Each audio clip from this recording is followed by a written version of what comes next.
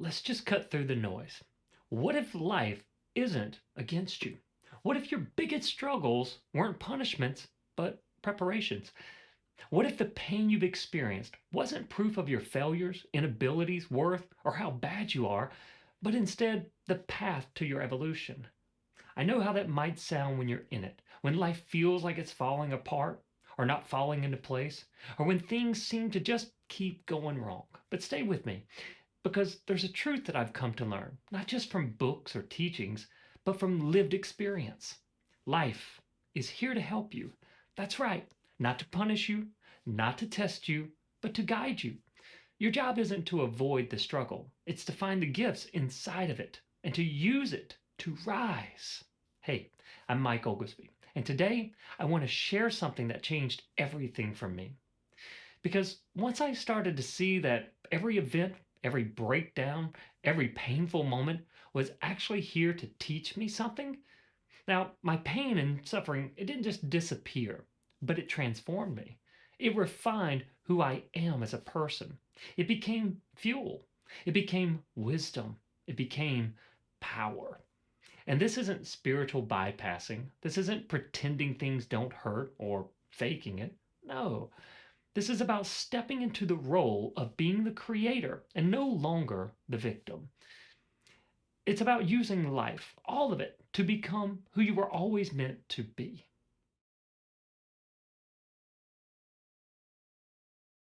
Let's be honest. Most people resist pain because they think pain means something is wrong, that life isn't working, that they failed, that something is wrong with them for having a difficult experience or one that doesn't match up with others around them. But what if pain isn't a problem? What if it's an invitation? For example, your anxiety might be showing you that you're living out of alignment with who you most want to be, or that you're not being authentic. Your depression might be signaling that something in your life, your job, your relationships, your habits, isn't sustainable, or that you've deviated from your true path. That toxic relationship might be trying to teach you how to reclaim your boundaries, your voice, and your worth. But if you're only focused on what hurts, you'll miss what it's here to heal. There was a time in my life where it felt like everything was crumbling. I had severe anxiety and depression, OCDs, and even suicidal ideation. Life was tough, and no matter how hard I tried, it just seemed like I got the short end of the stick, you know? Like somehow I was different than everyone else, and God or life forgot about little old me. And I was doing everything I could to just keep my head above water, trying to fix everything on the outside while falling apart on the inside. But then one day, I hit a wall. I couldn't keep pretending. I couldn't keep running. And in the middle of that breakdown, I heard a whisper. It wasn't loud, but it was deep within, and it said, "What if this is happening for you and not to you?" That moment didn't solve everything. I still had to go through my current struggles, and my situations didn't magically resolve themselves. But it did change the question I was asking from "Why is this happening to me?" to "What is this here to teach me?" And when that question changed, everything else followed. My pain taught me how to become whole. My fears taught me how to access courage. My struggles forced me to look inward, to rewire the patterns I didn't even know were running my life. Think about that for a moment. What if you began living your life from that perspective that life truly is here to help you? Not sometimes, but at all times. And that everything life brings to you to experience is actually designed to help you in some way or another. Imagine what living that life would be like. One of the principles of empowerment I teach to my students and clients is that life is reflective, that it mirrors back your beliefs, your wounds, your deepest assumptions about yourself and the world. In other words, your life story, told from within by you as the director and the main character. Not because life is cruel, but because it's trying to show you something. If you keep attracting the same types of relationships, if you keep finding yourself in the same job struggles, if you keep feeling stuck in the same cycles, that's not proof you're cursed or that life just has it out for you for some reason unknown to you. No, it's a mirror. And when you learn to read the reflection, you can start making empowered, intentional change. You're not broken. You're just being shown where you're still living from old programming. Here's what I've learned throughout my own personal transformation from mental and emotional debilitation to freedom and peace, and after helping thousands of people throughout the world overcome deep pain, anxiety, depression, fears, and low self esteem. Life is always here to help you. Everything in life carries a gift, but the gift doesn't show up as comfort. It shows up as growth, as insight, as the strength you didn't know you had until it was the only thing you could reach for. Maybe the gift is clarity, finally seeing the truth about a relationship or situation. Maybe the gift is capacity, building resilience that will serve you for a lifetime. Maybe the gift is direction, being pushed out of your comfort zone into purpose that you never would have chosen, but now you can't imagine living without it. Although life always presents opportunities within each situation, it's our job to find them and use them. Life will not do it for us. We must seek through curious eyes rather than judging the situations too quickly and missing our window of opportunity to use them. Finding the gifts and opportunities in life's happenings is essential to progress and our evolution as human beings. They don't always shout at us or seek our attention. Many times they just sit in the shadows and wait to be found. Here's a 4 step process that can help you begin tuning your mind into the opportunities around you. Step 1, pause. Stop trying to escape the discomfort long enough to actually feel it. You can't transform what you refuse to touch. As they say, what you reject, you protect. Step 2, ask the question, what might life be trying to show me through this? Not why is this happening, but what for?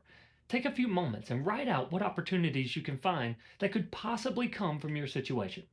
Now, sometimes doing this as if you're helping a friend can be really effective. Step 3, shift into response mode. Victim mode says, this is unfair. Why is this happening to me? What have I done wrong to deserve this? And so on. Creator mode says, this is information. What can I do with it? How can I use this to help myself? What would the most empowered version of myself do in this situation? Step 4, integrate the insight. Take the lesson, apply it, whether it's setting a boundary, changing a habit, or telling the truth to yourself. Use the gift to grow. Start by asking, what steps can I take toward the opportunities I found in step 3? And let me be clear, this doesn't mean that the pain is good. In fact, from a universal perspective, pain can't be measured by good or bad because it's an experience of life designed to bring awareness to our conscious minds to deliver information. The real problem we have is that we haven't learned the language of life and how to understand what it's trying to teach or tell us. I worked with a client who came to me in absolute despair. Their relationship had just ended, their career felt like it was stalling, they were carrying immense shame and anxiety. As we worked together, I helped them begin to ask new questions. We explored the deeper truths behind their patterns, not just the symptoms, but the source. And slowly, the gifts began to emerge.